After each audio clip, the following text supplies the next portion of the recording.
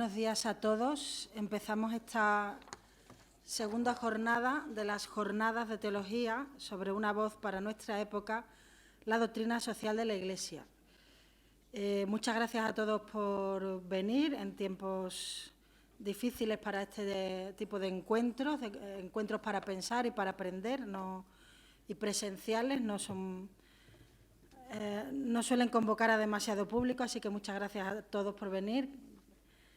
Y tengo el gusto, el honor y el placer de presentar a dos compañeros y amigos en esta mesa sobre la política del bien común y la participación política, una mirada eclesial. En primer lugar, va a intervenir el profesor Julio Martínez, que, bueno, ayer me dijo que, como ya lo conocéis, que le cediera estos minutos para que poderse alargar en la presentación. Así que la larga presentación que tengo voy a resumirla aún más de lo resumida que estaba. Es profesor propio, ordinario de la Facultad de Teología, profesor de Teología Moral, doctor en Teología, licenciado en Filosofía y licenciado en Ética Teológica. Yo quería subrayar en Julio, bueno, sabéis todos que ha sido rector de la universidad desde 2012 hasta 2021. Ese es el punto y seguido de una larga historia de encadenado de cargos de gestión que la compañía y la universidad le ha ido encomendando desde, profesor de la Facultad de Teología, director del departamento, director de la Cátedra de Bioética, del Instituto Universitario de Estudios sobre Migraciones, vicerrector de investigación, hasta llegar a ser rector magnífico de nuestra universidad. Todos lo conocéis, no me voy a alargar, simplemente presentaros dos libros de muy reciente publicación. El que tiene más sentido con el día de hoy, espero que nos haga un resumen porque será mucho más de 30 minutos explicarnos este libro, Por una política del bien común, de la BAC de 2023. 22. Cierto. De 2023 es Una moral en salida, de Salterre. Tiene otros libros como Conciencia, Discernimiento y Verdad, del 2019, Bases teológicas del discernimiento ético, muchos capítulos de libros, artículos y columnista habitual de la Tercera de ABC. Es jesuita, es gallego y no le resto ni un minuto más. Lo escuchamos. Muchas gracias, Carmen. La política se encuentra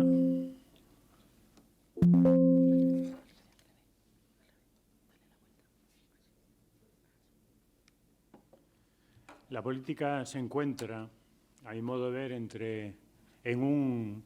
ante un gran dilema en este momento de la historia, que es el de alentar la polarización con el desprecio a la verdad, con el tensionamiento de la sociedad y con casi el inevitable deterioro de las instituciones básicas que conforman los estados, o seguir buscando una política que, aunque no sea perfecta, pues sí respeta las instituciones, busca acuerdos sobre los grandes temas entre todos o casi todos y se pone al servicio del bien común de todos. Esta segunda opción, desde luego, no es perfecta, ¿no? Ni se consigue de manera ideal, pero sí que es perfectamente posible. Y además, durante décadas recientes hemos experimentado, ¿no?, en nuestro país y en otros países de nuestro entorno, que esto realmente se puede hacer. Como digo, no es perfecta y la imperfección aquí se convierte muchas veces, para algunos, emotivo de decir, bueno, porque esto no se va a conseguir, es algo utópico y, por tanto, provoca en las personas que se dedican a ella, a pensarla y a buscarla, una melancolía que no nos conviene, ¿no? En este sentido estaría la doctrina social de la Iglesia, ¿no? Y todos aquellos que nos dedicamos desde la teología moral, como decía ayer Marciano Vidal, pues ya desde Centesimus Annus sabemos que la doctrina social de la Iglesia forma parte de la teología moral y más en concreto, dice el Papa Juan Pablo II, de la moral social, ¿no? Desde luego yo, y creo que en gran medida por mi propia fe en Cristo Jesús, me renuncio, ¿no?, al menos en lo que de mi libertad depende, a caer en esa resignación de no buscar esta política, de no pensar sobre esa política. Me parece que es una resignación más de tipo estoico que cristiano, ¿no? Y por tanto es buscar la imperturbabilidad de ponerse por encima del bien y del mal, y de que cuando las cosas parece que no son conseguibles, pues el sabio estoico se separaba y buscaba, ¿no?, su acomodo y su tranquilidad en no complicarse la vida ni meterse en los fregados de la realidad. Yo renuncio a esto y sigo apostando por tener como estrella polar el Evangelio y como brújula la doctrina social de la Iglesia, tal como el Papa Francisco les dijo el día 9 de junio a los miembros del Partido Popular Europeo. Más que decirles, se lo escribió porque él estaba en la clínica Gemelli y entonces no pudo tener la audiencia que estaba prevista con los miembros de este grupo. Porque creo que hay posibilidades de una política decente al servicio del bien común, porque creo que esa es la que necesitan y desean la mayor parte de las personas viviendo en cualquier lugar del planeta. Evidentemente, aquí las culturas influyen en cómo se realizan las cosas, pero hay una serie de valores fundamentales de libertad, de justicia, de participación, de respeto de las instituciones que son legítimamente fundadas, etcétera, que no son valores particulares de Europa ni de Estados Unidos. Esto creo que también es lo que deseamos y necesitamos la mayoría de los españoles, ¿no? Por eso, ante el resultado del 23 de julio y luego cosas que se siguen de ahí, pues uno queda bastante perplejo pensando que se utilizan, ¿no?, los votos que se convierten en escaños después para cosas muchas veces totalmente contradictorias con eso. Creo que volver a Pacem in Terris en este sentido pues nos ayuda, ¿no? Ayer nos lo mostraron en el segundo momento de la tarde Marciano Vidal, pero también el profesor Alberto Priego. Pacem in Terris, desde luego, tampoco hay que idealizarla, porque Pacem in Terris, por ejemplo, todavía no había hecho una apuesta decidida, firme e inequívoca por la democracia liberal, ¿no? Ahí hay un párrafo en un momento en que el Papa dice: estas cosas que aquí se están diciendo se pueden dar perfectamente en regímenes democráticos. Pensemos en España. España, país católico. España estaba con una dictadura en entonces y tenía un Estado confesionalmente católico, ¿no?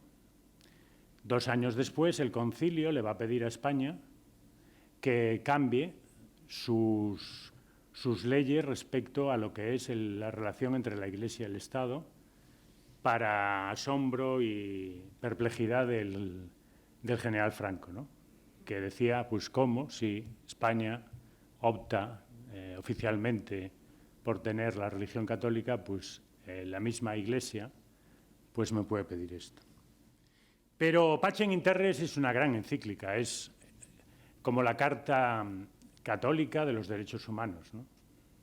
Y esto ya es muy importante porque no había habido un golpe en la mesa de parte de la Iglesia de recepción de la Carta del 48 como se produce en este momento con esta encíclica de San Juan XXIII.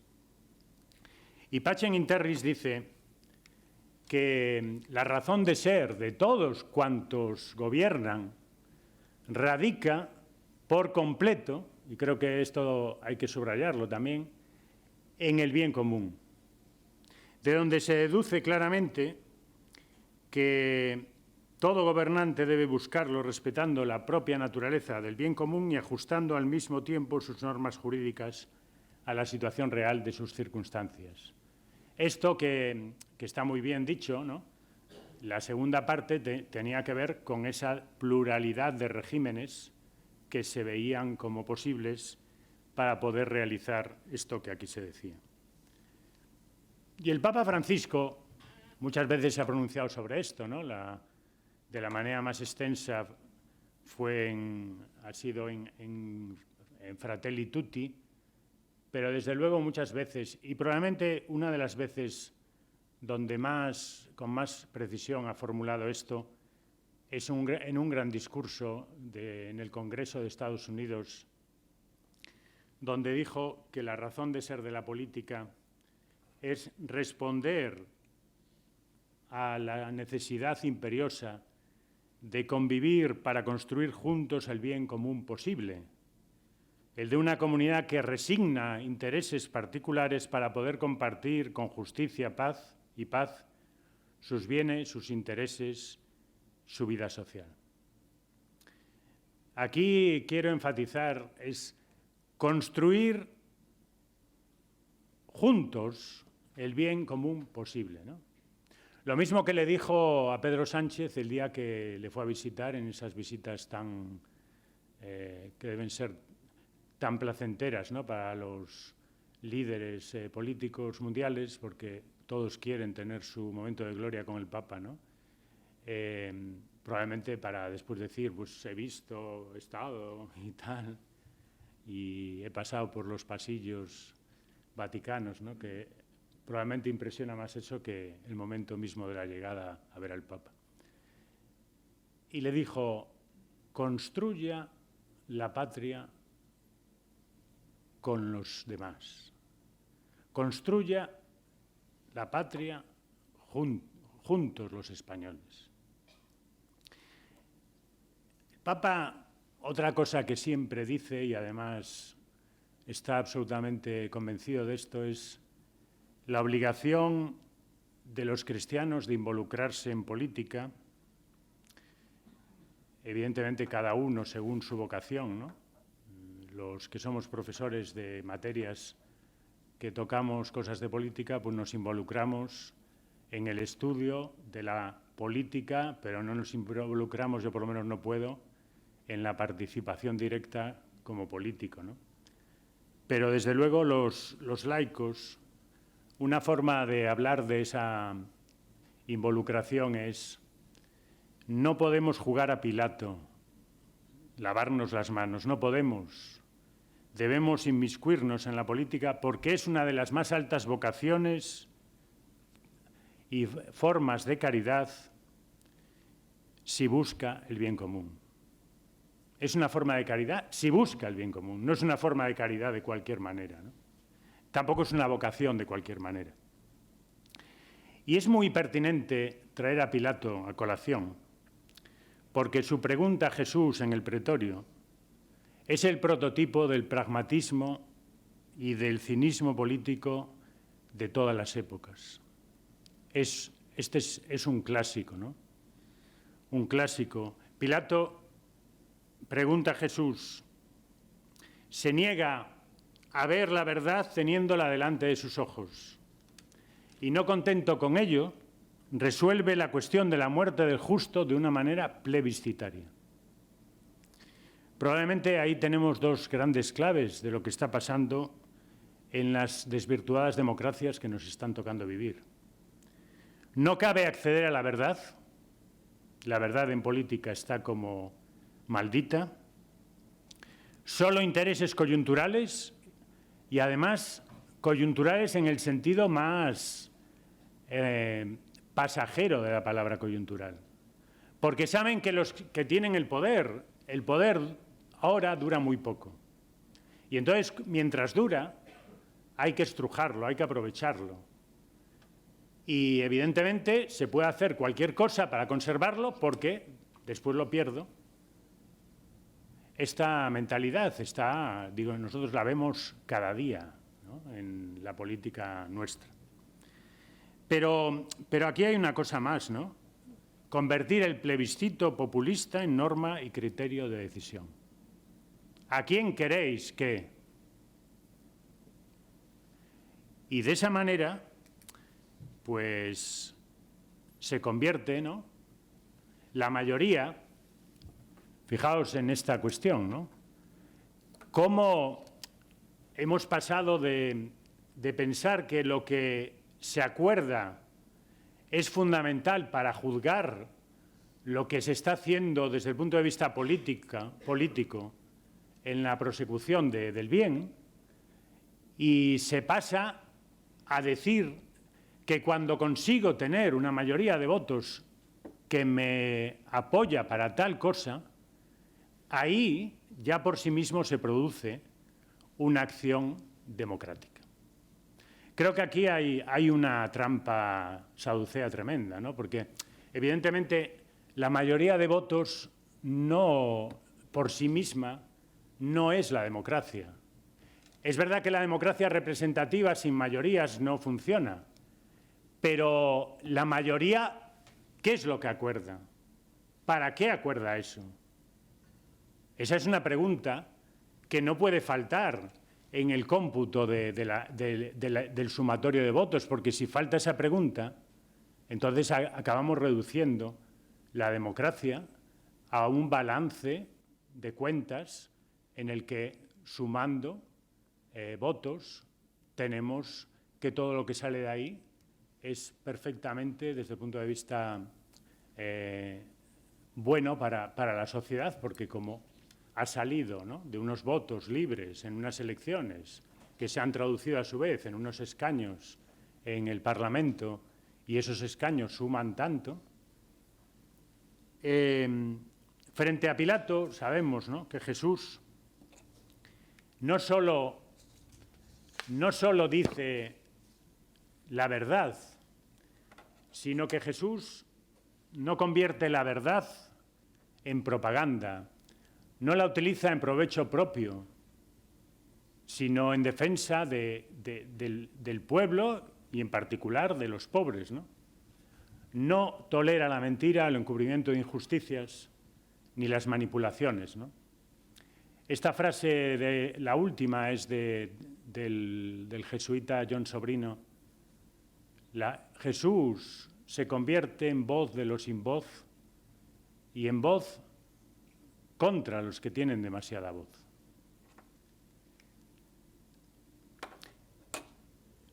Juan 23, ¿no?, primero en Mater Magistra en el año 61 y luego en Pacem in Terris. Lo que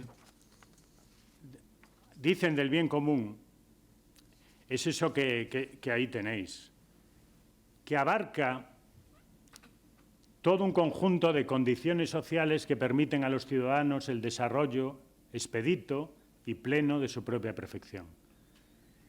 Esta definición va a ser la que después, refinada por Gaudium et Spes en el número 26 y luego repetida literalmente en el número 74, ha tenido, diríamos, como más éxito como formulación, ¿no?, de lo que entendemos por el bien común.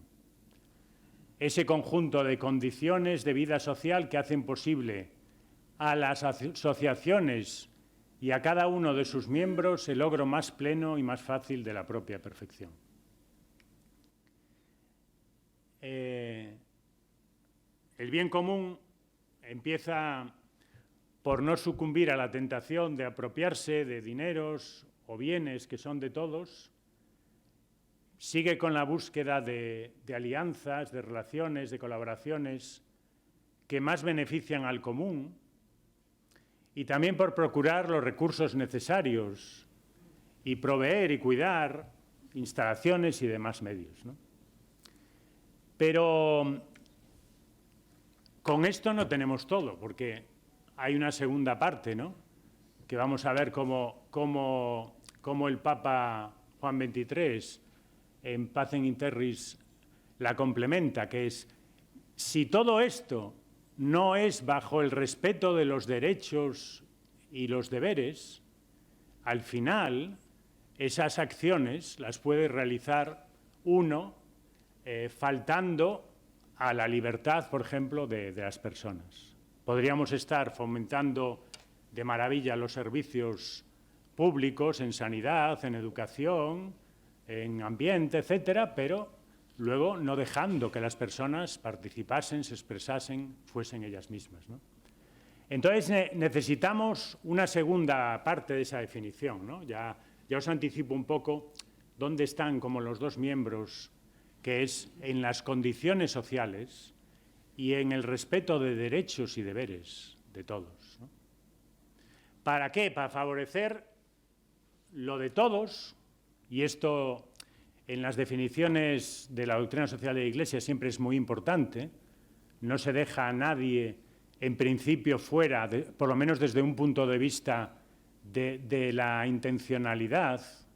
Luego, evidentemente, en la praxis pues pasarán otras cosas, pero no creáis que no es poco importante que desde el punto de vista de lo que nosotros buscamos podamos decir: el bien común tiene que ser para todos.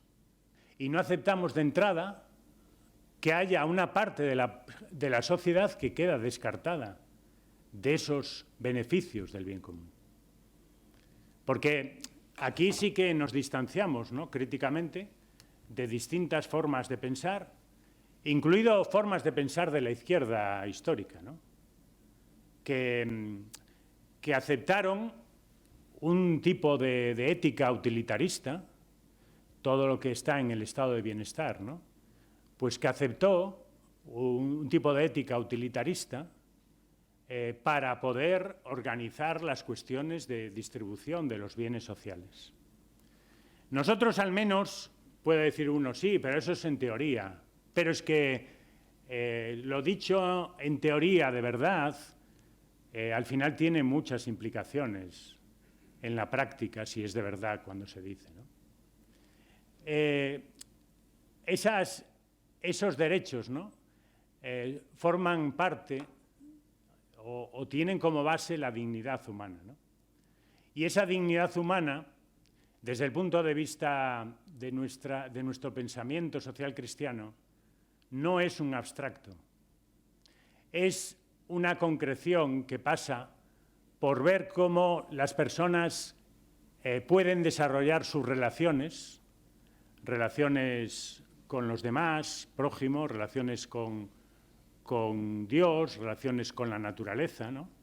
Esas relaciones que están ya, de alguna manera, marcadas por el ser imagen y semejanza de Dios desde esa comprensión de la iconalidad divina que viene en los primeros capítulos del Génesis, ¿no?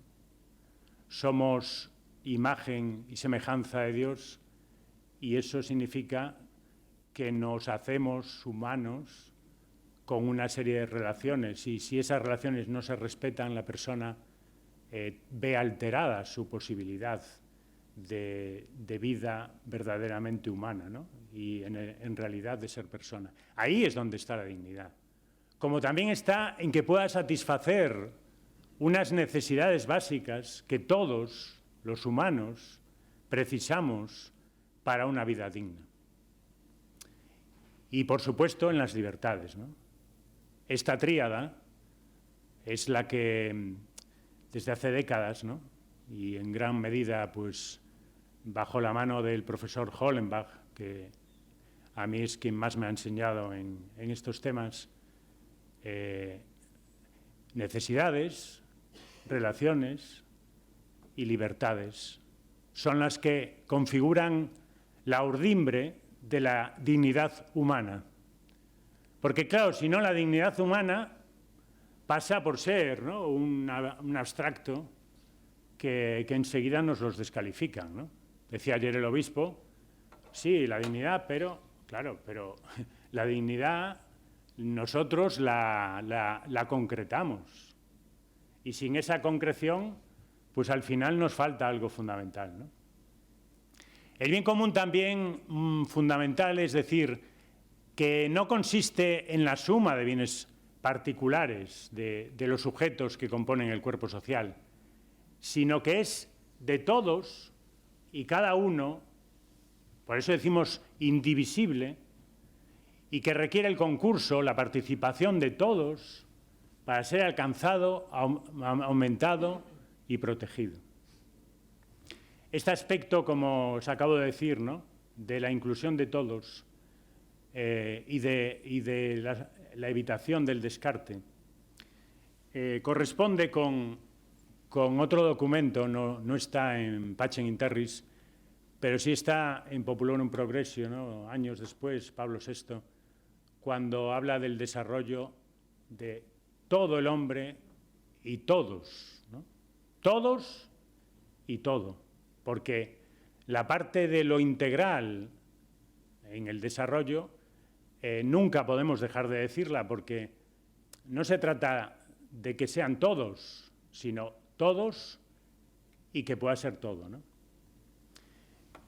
Ese todos nosotros del que habla el Papa Benedicto, ¿no?, en Caritas in Veritate, su última encíclica, formado por individuos, familias y grupos intermedios que se unen en la comunidad social, ¿no?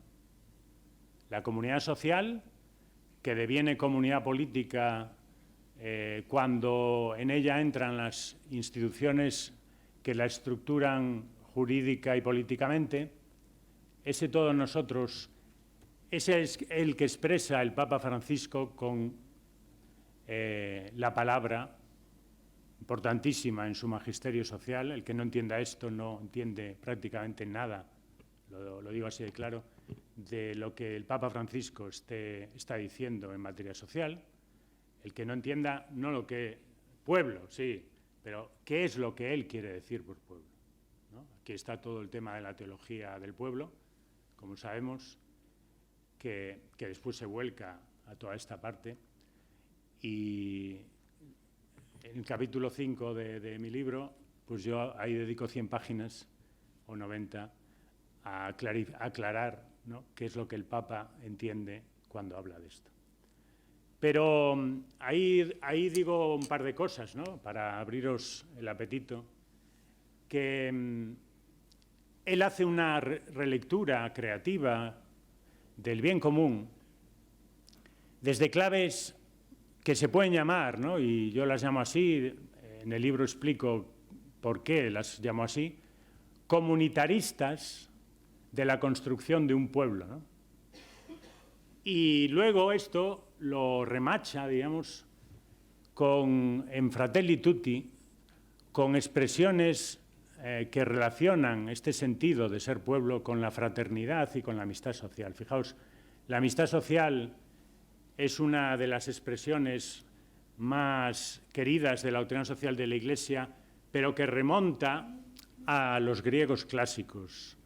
Como tantas cosas de la doctrina social de la Iglesia, luego tienen la trazabilidad de eso nos lleva, por ejemplo, en este caso, a Aristóteles, ¿no?, ni más ni menos, ¿no? Cuando Aristóteles habla de la amistad, ¿no?, en la ciudad y le da además el sentido, no tiene el sentido de la amistad que nosotros tenemos en la vida moderna, el sentido de la amistad como relación interpersonal. Tiene el sentido, Aristóteles, sobre todo, de la amistad cívica, de la amistad política. Pero la amistad política es la amistad en la polis, La amistad en la polis es aquel que es ciudadano y que quiere construir el bien de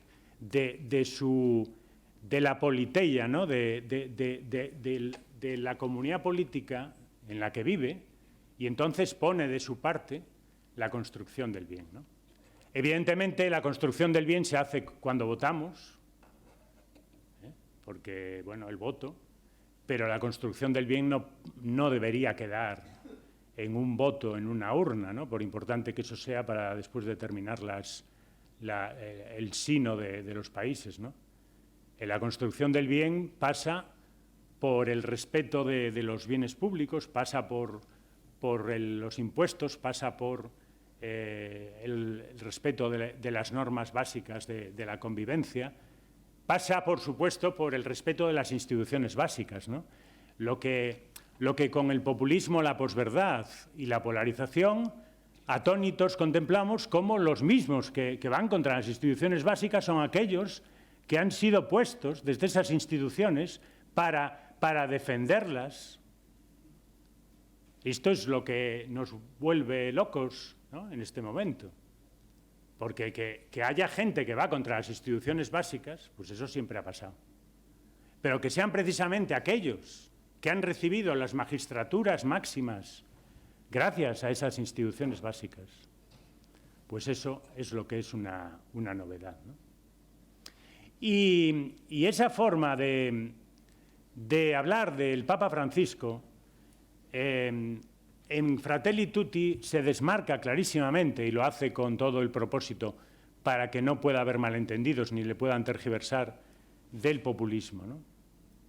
Cuando se desmarca del populismo el Papa y habla de cómo el populismo manipula a los pobres para sus propios intereses de búsqueda del poder, y cómo el populismo, al final, lo que, más que gobernar para el pueblo, lo que hace es aprovecharse del pueblo para formar un tipo de ácratas, que más que gobernantes democráticos pasan a ser, diríamos, como manipuladores que manejan la imagen para que el poder que tienen parezca que es al servicio de los demás, ¿no? Siempre que critica el populismo, está defendiendo detrás los movimientos populares, ¿no? Curioso cómo el populismo también al final se carga a los movimientos populares. Y siempre que critica el populismo también critica el neoliberalismo, ¿no? Por eso no extraña que Milei, como decía ayer Monseñor Segura, Milei pues brama contra el Papa, claro, pero es que Milei es un representante, ¿no?, de una forma de la política que es libertaria y que en el fondo los extremos se tocan, ¿no? Es decir, hay un populismo a la diestra y un populismo a la siniestra, ¿no? Y el populismo a la derecha, muy derecha, pues entiende muy bien que el libertarismo le sirve de base para sus propósitos mejor que otras teorías políticas. El libertarismo es mejor que el neoliberalismo en el sentido profundo de la filosofía política, aunque es verdad que el neoliberalismo vendría a ser como el libertarismo del finales del siglo XX y XXI, con la globalización, ¿no? El neoliberalismo vendría a ser un libertarismo de globalización, ¿no? Pero el libertarismo existe desde los primordios del liberalismo en Europa, ¿no? Cuando el liberalismo empezó, enseguida se van perfilando pues dos grandes líneas de liberalismo, un liberalismo más social, que tiene su gran representante contemporáneo en John Rawls, y un liberalismo más libertario, que tiene sus representantes en Nozick, en varios autores. Bien, fijaos que del pueblo, ¿no?, de poner el pueblo como sujeto, viene una política que tiene que identificar objetivos comunes por encima de diferencias, buscar siempre un proyecto compartido e incluyente, con valores que merezcan la pena, porque en realidad se trata de que atraigan, de que motiven a la gente para ponerse a construir juntos un proyecto común. Entonces, claro, esto se ve afectado por algo que el obispo también decía ayer y que, bueno, a mí me gustaría hablar mucho más de eso, no tengo tiempo, por todo este tema que él llamaba, bueno, la cuestión identitaria, ¿no? La cuestión identitaria que hoy ya no es, evidentemente, solo la cuestión identitaria nacionalista, que lleva en algunos casos al secesionismo, sino la cuestión identitaria del género, la cuestión identitaria de tantas cosas, ¿no? Muchas veces de no sabemos qué, porque en realidad entramos en una tierra tan difusa y tan procelosa que no sabemos muy bien qué. Y ese proyecto no puede ser solo de una élite, ¿no? Es de un pueblo vivo. Vivo significa dinámico, vivo significa que permanentemente está abierto a nuevas síntesis. Y aquí es donde el populismo plantea el antipueblo, ¿no? El antipueblo es el que se declara enemigo, y ese enemigo es enemigo a batir, y ese enemigo puede ser pues, los extranjeros que llegan, puede ser la familia real, porque, digo, por ejemplo, en nuestro país es un enemigo realmente muy interesante para un cierto populismo, ¿no? Porque la Constitución española está sobre la clave de bóveda de la monarquía parlamentaria. Evidentemente, ir contra la monarquía, todo lo que se deteriore en la monarquía parlamentaria, pues va a hacer que la Constitución tenga los pies de barro, ¿no? La fragilidad se aumente. Entonces, en cada país cambia según las condiciones, ¿no? Hay unos enemigos que pueden ser comunes y hay otros que no. Aquí tenéis esta tan importante, este número del 60 de Pacem in Terris, donde el Papa habla de cómo el bien común es esa defensa de los derechos y los deberes de la persona, ¿no? Y cómo esto afecta a los hombres de gobierno. Y entonces, esta cuestión, que la voy a pasar aquí un poco como de puntillas, cómo la concepción trascendental de esa dignidad, os decía antes, se hace real en lo concreto. Esto, desde el punto de vista del bien común, nos habla de cómo ese bien común, su componente terrenal, su componente de concreción y realización histórica, nunca puede disolver la trascendente, ¿no? Y esto nos lleva a un tema tan importante que creo que desde el punto de vista de la teología moral es una de las grandes cuestiones que falta por asimilar con la fuerza que han hecho otras disciplinas teológicas, es la cuestión de la importancia de lo histórico en la teología. Esto que, bueno, algunos colegas míos aquí saben mucho en sus respectivas materias, ¿no? Cuando el Papa Francisco dice el Concilio Vaticano II falta por ser recibido, y nos lo dice de una manera muy especial los moralistas, y en muchos discursos que nos ha dedicado, probablemente somos los más favorecidos de los discursos del Papa, los teólogos que nos dedicamos a la moral. Yo creo que en gran parte pasa por aquí, ¿no? Yo he hecho un esfuerzo, espero que cunda en el sentido de que otros puedan entrar en diálogo con este libro que acabo de publicar, de la teología moral en salida, ¿no? Y para ese esfuerzo pues me ha servido mucho un compañero jesuita canadiense, Bernard Lonergan, ¿no? Que escribió en el año 72 un libro para mí importantísimo, que es Método en Teología. Y cuando a Lonergan, unos meses antes de morir, le preguntaban: Padre Lonergan, ¿usted qué cree que ha aportado la teología católica? Él decía: el meter la historia en la teología. No es el único que lo hace, evidentemente, pero él lo hace desde el punto de vista de la epistemología y el método, que es donde nos jugamos, ¿no?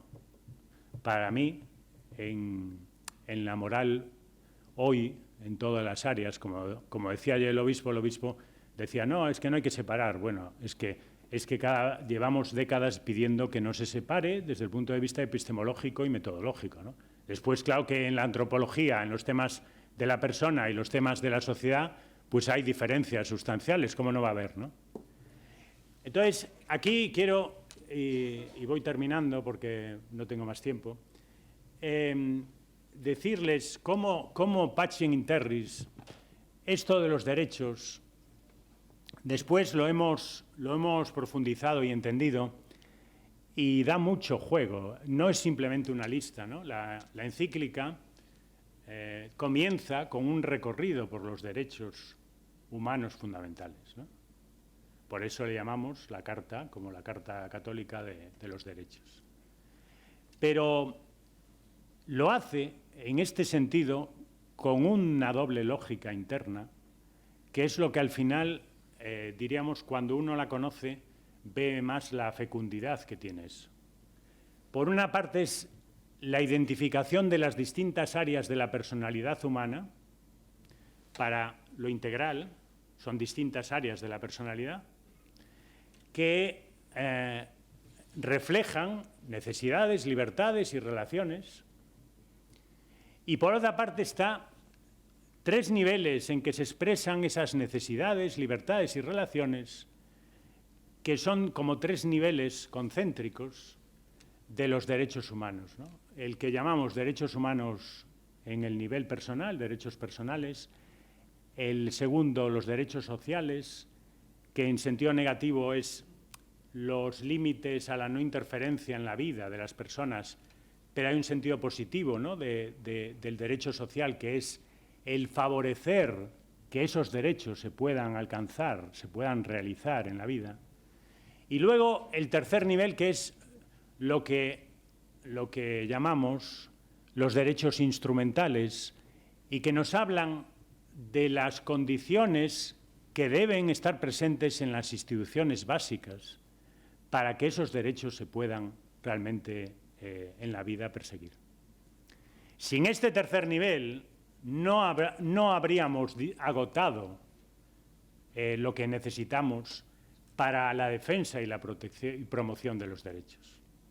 Porque la ética es, como dice Ricoeur, ¿no?, esa intencionalidad a favor de la solicitud de la vida buena con y para otros en instituciones justas.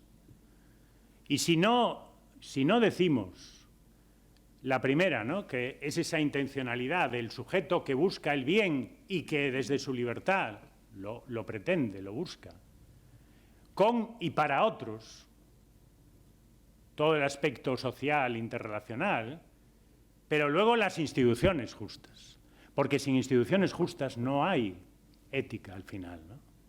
Este sentido hegeliano, que no se desprende, al menos de lecturas más simplificadoras de Kant, es fundamental para que podamos hablar de moral.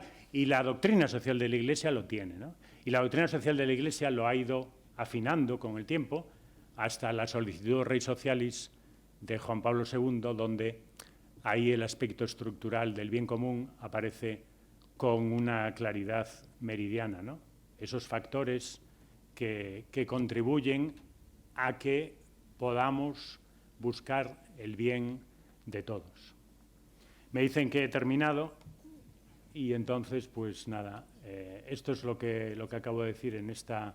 Fijaos que esa dimensión estructural es la que está meridianamente presente en el elemento central de la definición del bien común, que viene ya desde Pío XII, que Pío XII hace en el mensaje del 42 un ensayo, y que luego Mater et Magistra, Pacem in Terris y Gaudium et Spes pues recogen.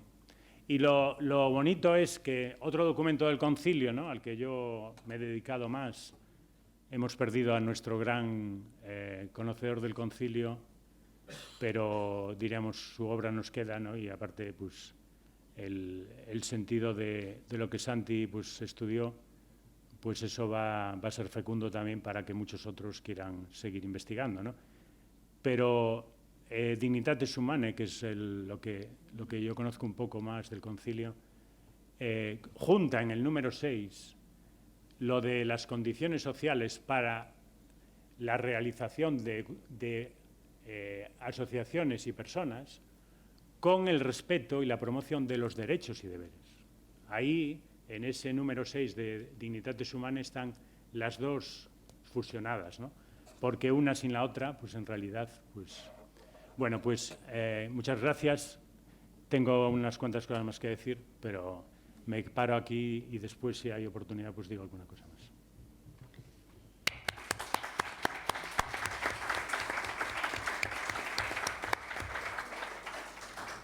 Muchas gracias, Julio. Te animaba a ir terminando, ¿no?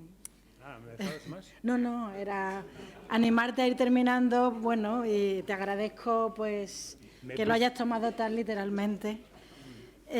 No, es que creo que es un tema, sobre todo por la realidad que estamos viviendo, que será bueno que dejemos al menos unos minutos para debate, al menos. Entonces, todo va a depender de mi compañero Sebastián Mora. También es muy conocido por todos los aquí presentes. Es profesor de la Facultad de Teología, doctor en Sociología, licenciado en Filosofía y máster en Doctrina Social y en Gestión de Entidades No Lucrativas.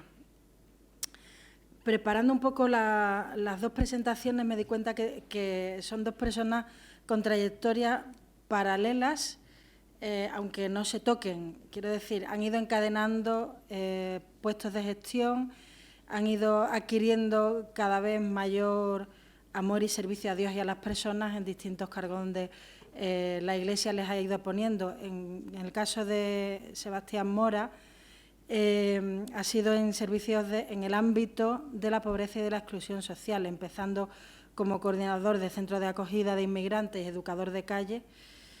Y ya a partir de 1993 entra a formar parte del equipo de Cáritas Diocesana de Madrid. Y bueno, pues mayor servicio hasta que en 2009 es nombrado secretario general de Cáritas Española, cargo que ha ostentado hasta 2017. Ha sido director ejecutivo de la Fundación FOESA, gestionando el 7º informe FOESA sobre exclusión y desarrollo social en España. Ha sido también vicepresidente de la Plataforma del Tercer Sector y vicepresidente de la Plataforma de ONGs de Acción Social. Y, como digo, en 2017 comienza una nueva trayectoria de vida en esta universidad, decisión que agradezco profundamente por lo que me ha tocado de compartir asignaturas y compartir muchos proyectos. Como profesor prácticamente todoterreno, porque bueno, da clase de cristianismo y ética social en fisioterapia y enfermería y luego en muchos másteres de cooperación al desarrollo, en el grado de filosofía en FIPE, colabora también en el máster en bioética, en el programa de especialistas de liderazgo de discernimiento para organizaciones eclesiales. Bueno, como digo, personas al servicio de la Iglesia, al servicio también de los pobres. Por subrayar, bueno, cuando vi las publicaciones, creo que no sé si son como 65 las que tienes en el currículum, son muchas más. Me pide que subraye las dos últimas, recientitas de 2023, los interrogantes filosóficos de la pobreza, en la revista Diálogo Filosófico, y también de explotados a sobrantes, la cultura del descarte, en Iglesia Viva, también de este año 2023. Bueno, es malagueño, buen compañero y buen amigo, y nada, esto parece un chiste, ¿no? Esto era un gallego y un andaluz que hablaban de política y entonces se acabó el chiste aquí. Escuchamos atentamente a Sebastián Mora. Bueno, muchas gracias, Carmen, pero en esa vida paralela nos hemos tocado alguna vez, Julio y yo. Entre otras cosas, estoy casado con una gallega, con lo cual ahí hay puntos de contacto y mi venida a la universidad también formó parte él de ese espacio cuando era rector.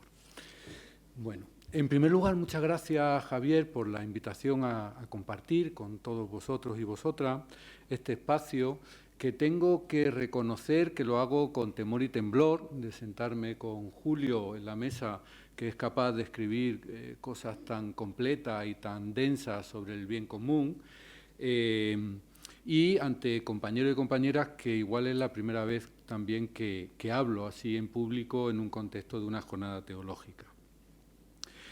Voy a tratar de ser sintético. Ya veis que Carmen conmigo se ha alargado la presentación porque tengo menos que decir. Entonces digo, hay que rellenar el tiempo. Entonces Carmen se ha alargado un poquito. Digo, bueno, ahí ya quedo. Y voy a tratar de hacer una reflexión como en 4 actos. El primero va a ser un acto de fe, al igual que Julio ha dicho, y un acto de fe en el bien común. El segundo, un pequeño pórtico para que nos situemos de alguna manera en algunos elementos desde la perspectiva que yo trabajo, de la pobreza y la exclusión social y la sociología política, en qué momento estamos con respecto al bien común, no en general, sino desde una mirada más focal. En tercer lugar, voy a plantear 4 escenarios que condicionan de forma negativa la consecución del bien común y, en último lugar, que trataré de extenderme un poquito, voy a plantear 4 o 5 reflexiones que quieren ir más allá de lo que el magisterio ha dicho de la doctrina social de la Iglesia o de lo que yo creo que tendríamos que seguir profundizando en los siguientes años. El acto de fe consiste en decir que yo creo en el bien común. Y lo hago desde una doble perspectiva, desde la perspectiva de los santos padres, donde el koinón, el único bien común, era Cristo. Y lo hago desde la confesión de mi fe en Cristo. Y desde ahí puedo afirmar mi profunda fe en el bien común. Pero también lo hago desde la fe, más desde el campo político y social, de que podemos construir el bien común, de que tenemos mucho que hacer por construir el bien común y de que el bien común no es simplemente una utopía que haya que alcanzar, sino que ya hay pequeñas realidades que lo van anunciando. Desde ahí, bueno, pues puedo decir que quiero, deseo y es mi determinación deliberada comprometerme por el bien común, porque es la única forma de que realmente el bien común que predica la Iglesia sea real y efectivo. El bien común no es un agente externo a nuestro compromiso vital, sino que es una subjetivación de nuestro compromiso vital. Nunca habrá bien común sin el compromiso de aquellos que predicamos el bien común. Y desde ese acto de fe que es cristológico y ese acto de fe que es también social y político, tenemos que encarar esa construcción del bien común. Y reconociendo, en primer lugar, que ese bien común, en los momentos actuales, pues no pasa por un buen momento. Os voy a dar simplemente algunos datos que nos sirvan como pórtico. El 10% de la población mundial, es decir, unos 700 millones de personas, sufren pobreza severa en el mundo. Pobreza severa en el mundo, según el Banco Mundial, que no es nada sospechoso de ser populista en el sentido de izquierdoso. También el Banco Mundial, del sistema de pobreza multidimensional, habla en torno a un 14% de personas en el mundo, 1.150 millones de personas padecen pobreza multidimensional, es decir, pobreza económica, no acceso a agua potable, no acceso a educación, no acceso a sanidad. Y en el mismo término, Naciones Unidas y la Universidad de Oxford también habla de en torno a un 15% de pobreza multidimensional, en torno a 1.200 millones de personas. La FAO, en su último informe, habla que en torno a 780 millones de personas sufren hambre severa en el mundo y más de 1.000 millones de personas están en una situación de inseguridad alimentaria. De ellas, 700 millones en una inseguridad alimentaria grave. También podemos verlo desde el campo de la desigualdad, que es una medida no homogénea con la pobreza, pero que sí que muestra tendencias muy acordes. Y podemos decir que el 10% más rico de la población posee entre el 60 y el 80% de la riqueza del mundo, mientras el 10% más pobre solo alcanza a disfrutar el 5% de esa riqueza. Podríamos seguir ampliando datos, podríamos hablar de las inequidades de género, que están en aumento. Podríamos hablar de los procesos migratorios, que después los compañeros hablarán en la siguiente mesa, y podríamos hablar también de la profunda crisis ecológica que padece la casa común. Pero sí me interesa también descartar algún dato, cambiando de tercio y yéndome al ámbito de la política. El Democracy Index de 2021 decía que solo el 45% de la humanidad vive bajo un régimen que podamos denominar democrático. Y solo un tercio en países de la OCDE, un tercio de la población, dice que se fía de sus instituciones básicas y de sus políticos. Es decir, no estamos viviendo simplemente una profunda crisis social, manifestada en estos números que podríamos ampliar, sino que estamos viviendo una profunda crisis democrática, una profunda crisis política. De alguna manera, podríamos preguntarnos, a modo retórico, ¿funcionan las propuestas de la DSI en el ámbito de la política?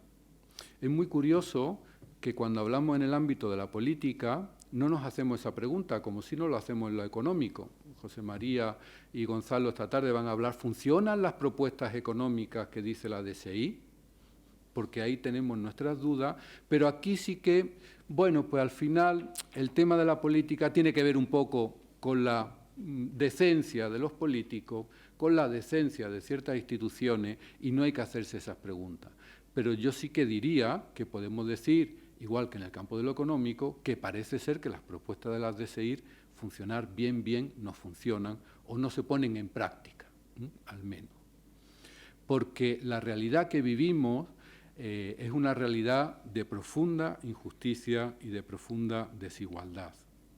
Y creo que desde la mirada eclesial, que dice en el título de la mesa redonda, es importante, yo me atrevería a decir que es básico, mirar las condiciones del bien común desde 4 esferas o 4 escenarios sociopolíticos. El primero, que lo ha mencionado en parte Julio, es el de la cultura del descarte. Es muy curioso asomarse a la reflexión sociológica y política y abundan términos como población sobrante, población excedente, desechos humanos, personas descartadas, invisibilizadas, expulsadas, poblaciones sacrificadas, colectivos abyectos, hablando tanto a diestra y siniestra, como decía Julio, de la sociología política contemporánea. Hay una conciencia creciente que hay población sobrante entre nosotros. Y que el tema de la cultura del descarte, en terminología del Papa Francisco, no es simplemente una exageración de una moral social de un papa populista, sino que es un tema concreto y específico de la filosofía política de la actualidad.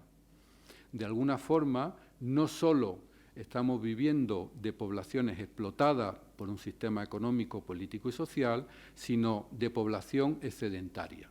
Se necesita para la estabilidad del modelo población excedentaria. Como dice en el número 53 de Evangelii Gaudium el Papa Francisco, como consecuencia de esta situación, grandes masas de población se ven excluidas y marginadas, sin trabajo, sin horizonte, sin salida. Se considera al ser humano en sí mismo como un bien de consumo que se puede usar y luego tirar. Hemos dado inicio a la cultura del descarte, que además se promueve. Ya no se trata simplemente del fenómeno de la explotación y de la opresión, sino de algo nuevo. Con la exclusión queda afectada la misma raíz, la pertenencia a la sociedad en la que se vive. Pues ya no se está abajo, en la periferia o sin poder, sino que se está fuera. Los excluidos no son explotados, sino son desechos, son sobrantes. Ante este número de Evangelii Gaudium, algunos teóricos de la doctrina social de la Iglesia llegaron a decir que Evangelii Gaudium no era un documento que podría tener continuidad con el magisterio social de la Iglesia porque tenía un tono excesivamente profético y no tenía un fundamento en los principios básicos de la doctrina social de la Iglesia. Yo creo que es verdad que Evangelii Gaudium tiene un tono profético, con mucho sabor a los santos padres, pero que mantiene una continuidad clara y explícita con el magisterio social de la Iglesia. Y lo que está afirmando el Papa, en continuidad con la filosofía política contemporánea, que incluso llega a hablar de necropolítica, en Bembé, por ejemplo, es decir, esa instauración de instituciones que deciden sobre la vida o la muerte de las personas en orden a una estabilidad del mismo sistema. Pero este descarte no es simplemente un descarte social o un descarte económico, sino que es más profundo. Es un ejercicio de invisibilización y también de descarte político. Guy Standard puso de moda hace años el término precariado social para indicar esa grande masa de población que estaba en una situación de vulnerabilidad social profunda. En la actualidad se empieza a hablar también del precariado político, es decir, de esas grandes masas de la población que quedan ajenas al mundo de la política, al mundo de la participación política. Si cogéis cualquier dato de participación política en Occidente o en los países en desarrollo, en los países del Gran Sur, vemos, por ejemplo, en España, que un indicador de abstención al voto tiene que ver con la clase social de pertenencia. Dicho de manera muy explícita, los pobres no votan. Y hay una relación directa entre países donde la pobreza y la desigualdad es más alta y el voto de las personas en pobreza es más bajo. Porque cuando no se escucha la voz de quien padece la pobreza, no hay posibilidad de ser voz de los sin voz. Cuando vemos, por ejemplo, el tema del asociacionismo, tema tan querido para la doctrina social de la Iglesia en el ámbito del bien común, vemos que las personas en pobreza tienen un nivel de asociacionismo a veces hasta un 50% menor que las personas que tenemos una renta media o una renta alta. Y si vemos, por ejemplo, la participación en los movimientos sociales, el paradigma, por ejemplo, del 15M, en el 15M no estuvieron las personas en pobreza. El 15M no dejó de ser un movimiento de personas que podemos llamar en terminología clásica burguesas.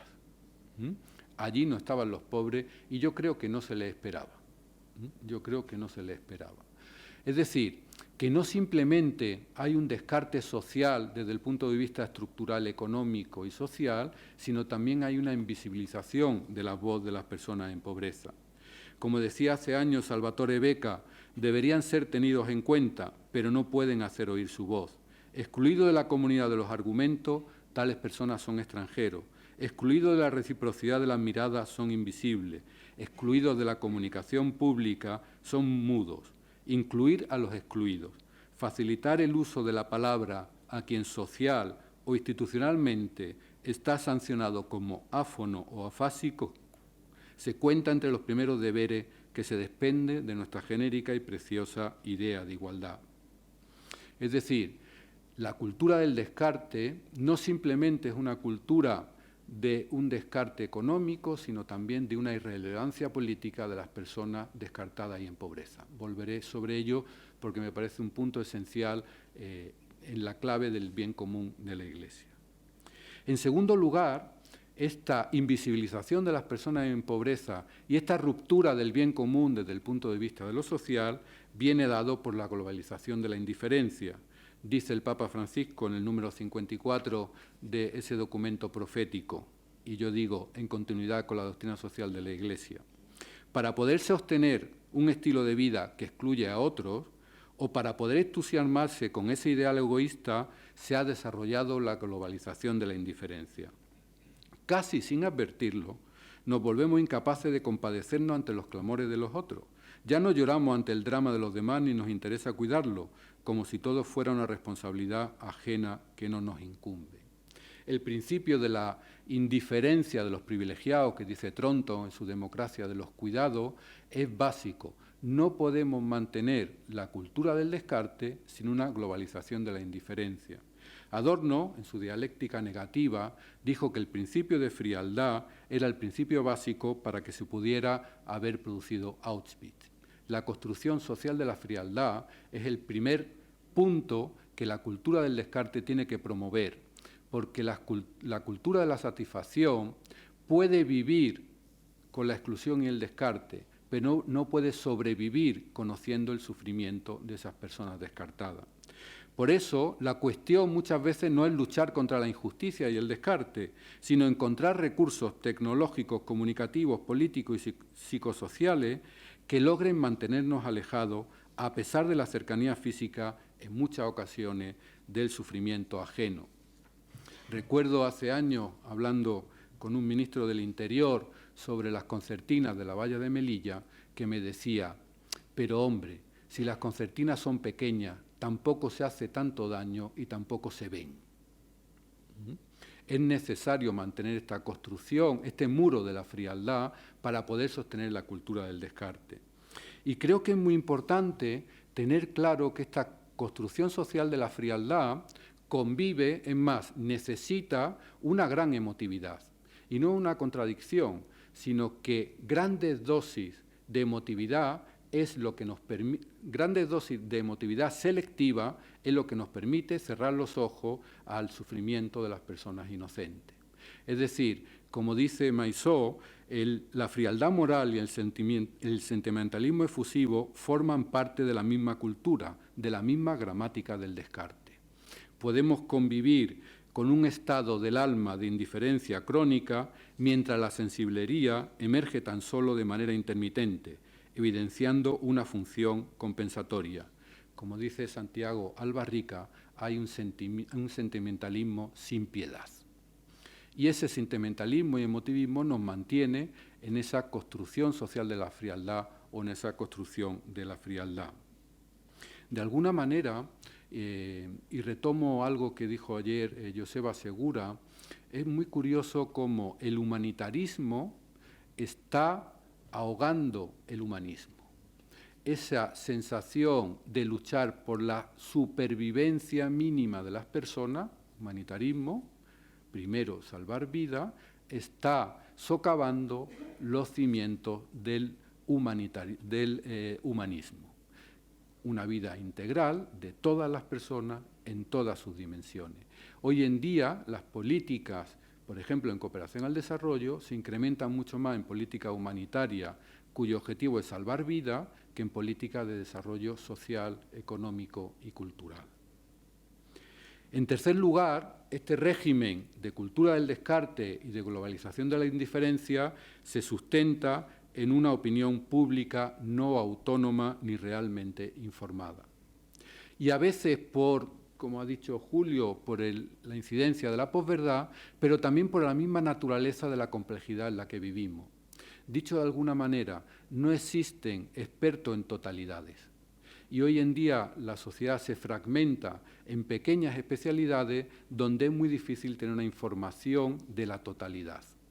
Sí que creo y estoy convencido que la teología moral y la doctrina social de la Iglesia tenía que poner encima de la mesa esta expertise en totalidad, porque es algo que se echa de menos en los discursos de la actualidad, dialogando con las especialidades, pero allende de las mismas especialidades. Creo que esa saturación informativa, a mí me gusta decir, le digo muchas veces a los alumnos, cuando buscan en Wikipedia y sale que el obispo fríe 4 huevos cuando nunca ha frito 4 huevos, que vivimos en un estadio de ignorancia informada. Nunca hemos sabido tanto sobre la realidad, nunca hemos sido tan tontos. Aunque esa información sea veraz, no sea una fake. Si además le metemos la fake, la cuestión se incrementa mucho más. Y en cuarto lugar, y me interesa mucho destacarlo, los escasos espacios de deliberación y diálogo. Esta cultura del descarte, esta globalización de la indiferencia, esta falta de información o esta ignorancia informada se sustenta en que no tenemos espacio y escenario o infraestructura social y política de diálogo y deliberación. De alguna manera podemos decir, y digo, que la población quiere que otros decidan por ella.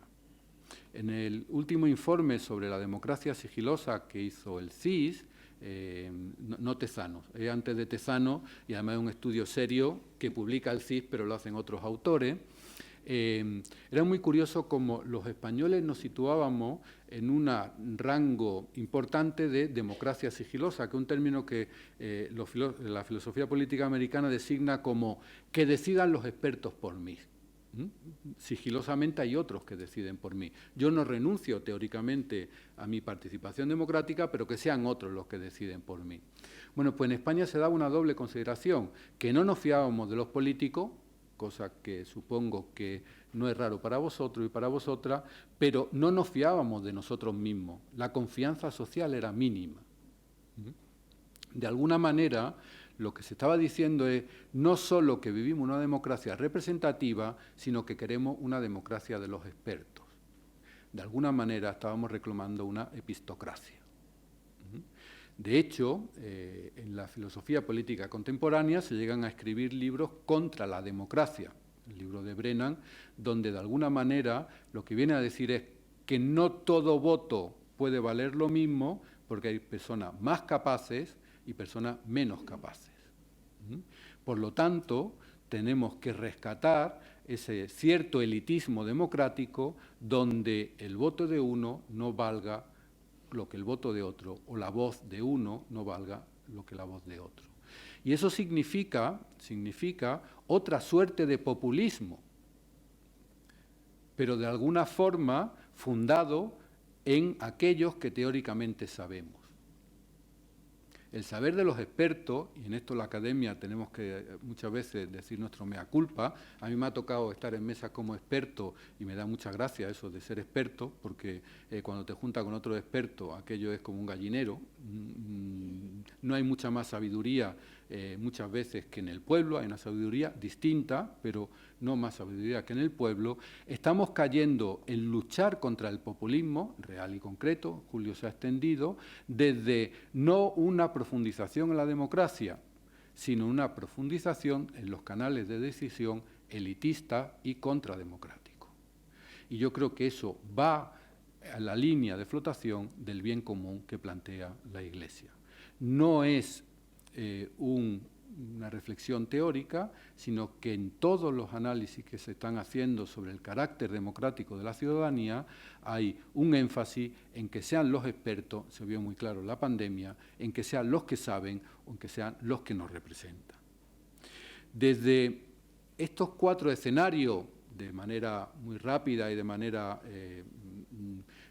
muy superficial, pero que nos pueden dar que pensar, sí que me gustaría, y desde esa definición de bien común de la Gaudium et Spes del número 26, el conjunto de condiciones de la vida social, pensar algunos elementos que creo que pueden ser sugerentes para ir repensándolo en el tiempo, para ir practicándolo en el tiempo y para el debate que podamos tener hoy.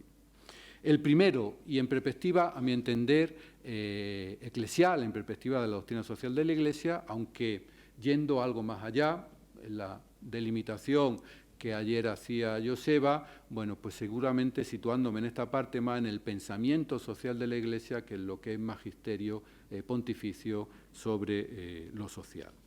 El primero, y me parece que es principio y fundamento por la raigambre cristológica y la raigambre teologal que tiene, y también muy en consonancia con los santos padres. Hay un libro de Nebel, Seckman y Mueller titulado La síntesis teológica del bien común en la patrística. Ellos plantean que en los santos padres hay un elemento sustancial a la hora de pensar el bien común, que es empezar denunciando el mal de muchos. No podemos empezar hablando del bien común sin entroncar con el mal de muchos. No podemos empezar hablando de la justicia sin vivir la injusticia. No podemos privatizar los éxitos de algunos para socializar el fracaso de los muchos. Por coherencia teológica, por consistencia epistemológica y por energía ética, no podemos pensar el bien sin pasar por los males. No podemos predicar la resurrección sin pasar por la cruz.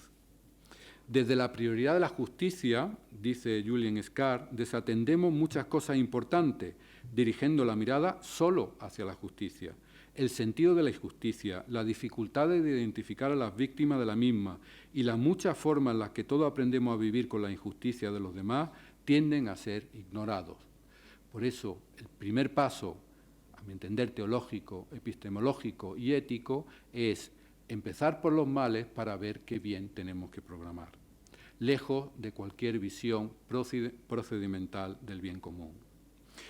El segundo elemento, y también de la mano de los Santos Padres, para construir el bien común, lo que tenemos que hacer es practicar los bienes comunes. No podemos hacer una teorización sobre el bien común sin comprometernos con el bien común. Peter Brown, el gran historiador, llamó a esa época del siglo entre el tercero y el quinto una revolución de la imaginación social, en los cuales la Iglesia tuvo una raíz muy importante. También hablaba Pablo VI en la 80ª Advenie de la imaginación social, y habla Nebel de la imaginación colectiva, y habla el Papa Francisco del sueño común. Tenemos que saber sacar cuáles son esa imaginación social de nuevas prácticas para una nueva época. Realmente tenemos que situarnos en la época, y creo que el Papa Francisco es muy claro por el origen también latinoamericano de eso que se ha llamado las políticas prefigurativas, que tienen que ver con la anticipación de pequeñas experiencias para anunciar que la gran experiencia es posible. En definitiva, la raíz escatológica de este pensamiento de cierta parte de la izquierda es muy evidente. Tenemos que anticipar los signos del reino, diríamos en terminología teológica, para realmente mostrar que eso es posible. De alguna manera, creo que tenemos que empezar a pensar no simplemente en las alternativas. La doctrina social gran parte de la doctrina social de la Iglesia se ha pensado entre la alternativa, capitalismo, liberalismo, socialismo.